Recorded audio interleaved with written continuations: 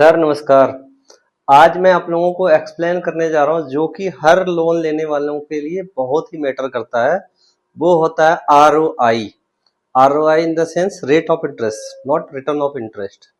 तो इसमें क्या होता है, आरओआई में हर किसी को लगता है यार बैंक तो 7.5 ऑफर कर रहा है, मेरा आरओआई 8.5 है, 8.25 है, 7.75 वाटेवर। और चलो पुराने केस को तो छोड़ दो, कोई नए केस भी होते ना, मान लो इमीडिएट अभी किसी ने अप्लाई किया बट उनको कहीं ऐड दिखा 7.35, बट उनको आरओआई ऑफर किया गया 7.75। तो वो सर क्या होता है ना, बैंक एक कैच करता है कि 2-3 सालों से बैंक ने क्या किया है ना, इसके अंदर एक कंडीशन डाल दिया, वो है सिबिल स्कोर। अब सबसे लोअर जो आरओआई है, फॉर एग्जांपल 7.35 एक दो बैंक ऑफर करती है, उसका कंडीशन है कि अगर आपका सिबिल 825 से एबव हो तब आपको ये रेट मिलेगा। और 100 लोगों का आप सिबिल निकालो, या जितने लोग बैठे हैं सबको पता होगा अपना अपना CIBIL, 825 rarest of the rare होता है। मतलब 100 में से एक दो का भी हो जाए तो बहुत मुश्किल है। फिर कुछ बैंक है या वही बैंक फिर कहता नहीं जी अगर आपका चलो 825 से ऊपर नहीं, 800 से ऊपर है तो आपको 750 का रेट मिलेगा। उसमें भी 5-7 लोग फॉल करते हैं। मैक्सिमम जो लोग है ना वो 750 और 800 के बीच में है। उनका क्या होता है, एवरेज यही होता है, जबकि उनका ना तो कोई पेमेंट डिले है ना प्रोफाइल में कोई प्रॉब्लम है, बट वो स्कोर इतना ही आता है नॉर्मली सबका। बहुत लोग रिलेट कर पा रहे हैं कि नहीं का 780 होगा, 85 होगा, 90 होगा, और इस तरह से उनका आरओआई लगभग वही 760 पड़ता है। ये तो हो गया एक स्टैंडर्ड कंडीशन।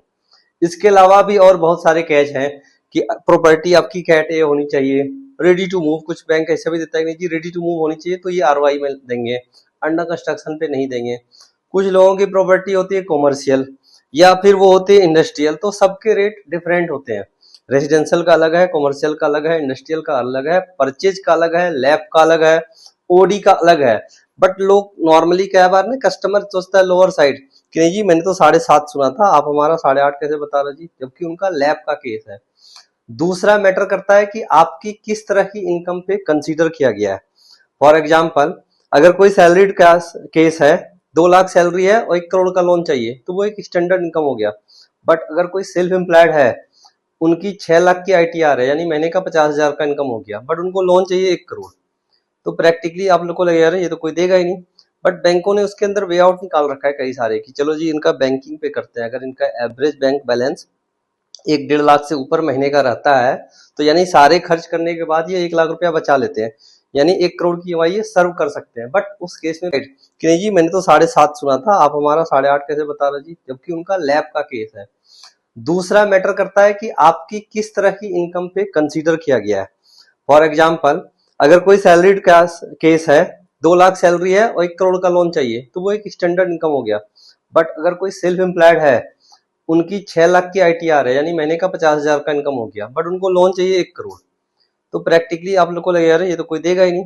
बट बैंकों ने उसके अंदर वे आउट निकाल रखा है कई सारे कि चलो जी इनका बैंकिंग पे करते हैं। अगर इनका एवरेज बैंक बैलेंस 1-1.5 लाख से ऊपर महीने का रहता है, तो यानी सारे खर्च करने के बाद ये 1 लाख रुपया बचा लेते हैं, यानी 1 करोड़ की ईएमआई ये सर्व कर सकते हैं। बट उस केस में बैंक क्या करती है, 50 पैसा रेट हाइयर करता है। नॉर्मल 7.5 है तो आपको 8 मिलेगा। उसमें आपका क्वेश्चन हो सकता है यार मेरा 8% रेट क्यों सर, आपका 1 करोड़ का लोन हो रहा है, बैंकिंग पे हो रहा है, तो यू कैन अंडरस्टैंड। दूसरा, कुछ लोगों का होता है जीएसटी पे कि जीएसटी उनका बहुत ज्यादा है, टर्नओवर ग्रॉस मार्जिन हो गया, टर्नओवर मल्टीपल प्रोडक्ट है।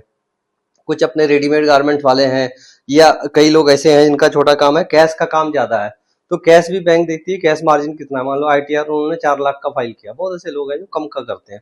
आप चांदनी चौक, सदर बाजार, इन सब का जितने का भी आप बिजनेसमैन देखोगे ना, सबकी आईटीआर 8-10-12 लाख होता है, बट सबकी वर्थ भी होती है, और पेपर में बैंकिंग में उनका दिख जाता है कि हाँ इनको हम कर सकते हैं। टर्नओवर भी ज्यादा होता है बट मार्जिन कम होता है, या वो दिखाते बहुत कम है। तो बहुत सारी चीजें हैं। दूसरा, फिर आप किस बैंक में किस तरह से, तो डीएसए में जाने का ये फायदा होता है, एक अम्ब्रेला के नीचे आपको सारी चीज मिल जाता है। वहां पे आप निगोशिएट कर सकते हैं, नहीं यार मेरा तो ये कंसर्न है, मुझे बताओ क्या बेस्ट हो सकता है। गवर्नमेंट बैंक का ऑप्शन होगा, गवर्नमेंट देंगे, प्राइवेट का होगा, प्राइवेट देंगे। उसमें भी देख सकते हैं कि नहीं जी आपका एवरेज बैंक बैलेंस बहुत ज्यादा रहता है, आप होम सेवर ले लो लाइक ओडी कि 10-20-50 लाख रुपया अगर पड़ा हुआ है आपका, लिक्विडिटी भी रहेगी, उस पर आपको इंटरेस्ट भी नहीं लेगा। बहुत सारी चीजें हैं, आप 1 to 1 कनेक्ट करें। आज तो टाइम लिमिट है। Thank you.